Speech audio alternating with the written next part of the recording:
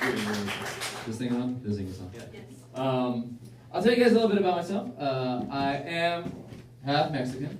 Woo! That's the appropriate response. You guys don't give a shit. Like I'm 1/8 Welsh too. Who gives a shit? It's fine. But I say that. I say that during my sets because honestly, I forget. Because guys, I look like this all the time.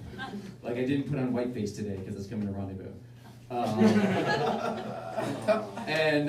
Like seriously, I get up every morning. I look in the mirror. The mirror looks right back at me and goes, "Hey, looking pretty." Looking pretty white. Good job. I don't know why racist Fonzie lives in my mirror. It's just a cross I have to bear. And then as Stanford said, my name is Corbett Cummins. There's not a whole lot of Viva La Raza in that name. In fact, my full name is Corbett Huntley Cummins. That always gets a laugh, and it's kind of sad. Because not only do I forget that I'm Mexican, I often forget that I'm not rich. Which makes it so much more embarrassing when my card is declined at the bar.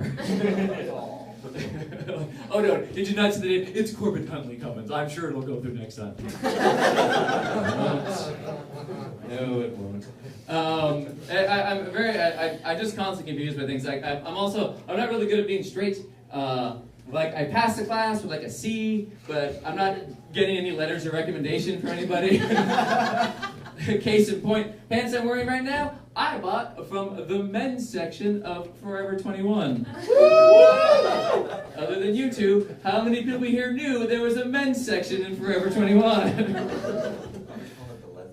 Next part, the name of the house brand of Forever 21 is Two Men.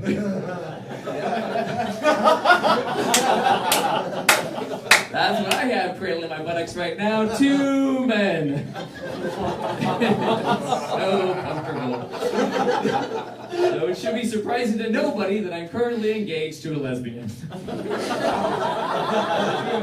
I like my relationships really complicated. But it's actually quite a relief to be engaged to a lesbian because it just clarified everything. Because I've always liked things that lesbians liked. I really like dogs. And fisting. I just really am. My friends would catch me fisting somebody and be like, "You're gay." And turns out, no, I'm just lesbian. And so, anyway. And so, again, should not be surprising that through my entire life, I've been what you would call a serial monogamist, which is a really cute way of saying very codependent and kind of fuckable. But I've been forced into it, and I'll tell you what, it's not so much a codependency, though that's a big part. It's physiological. It's this guy down here. Like, some people like to get all Captain Kirk with their penises, just going. They want to explore new life, new civilizations, fight the Klingons. Not me. My penis, it just wants to go to the same place every day. Where everyone knows his name. Like more from Cheers. Trapped in my pants.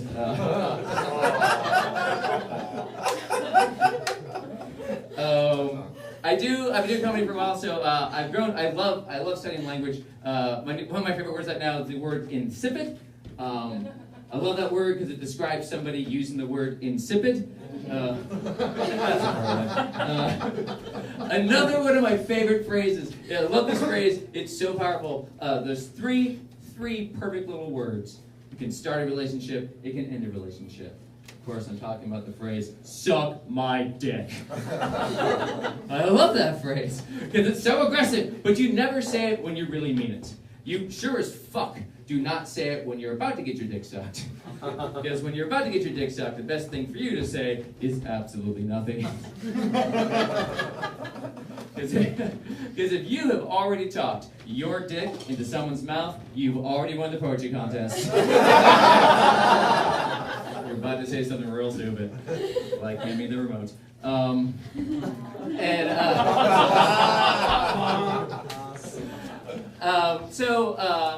I'm also, because I'm engaged now, my mom especially, is just 100% baby. Who here has baby crazy parents?